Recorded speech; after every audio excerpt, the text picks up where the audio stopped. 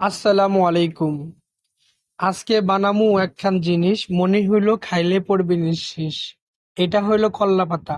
ঢাকার মানুষ খাবি যতটা, নরম পাতার গরম ছোঁয়া, গরম ভাতে লাগে যায় ফু দিয়া। যতবার খাই মনে পড়ে যায় আম্মুর হাত ওই পুরানো ঠাই। চাটনি নয় রে ভাই, এটা হলো আসল ভর্তার ঠাই। এ ঝাল আছে কিন্তু সয় জিহ্বা দিয়ে বলে, আরে বাপরে হাই। কল্লাপাতা রসের খনি, খাইলে বুঝবি এই জিনি। গরম ভাত এক চামচ ভর্তা মুখে নিলি বুঝবি কতটা। তরকারি লাগবে না, মাংসের দরকার নাই, এই ভর্তার সাথে ডাল ভাত হলেই সার। ঢাকার স্টাইলে বাজাই তালি। এই ভর্তা নিয়ে হইল মন খুনালি।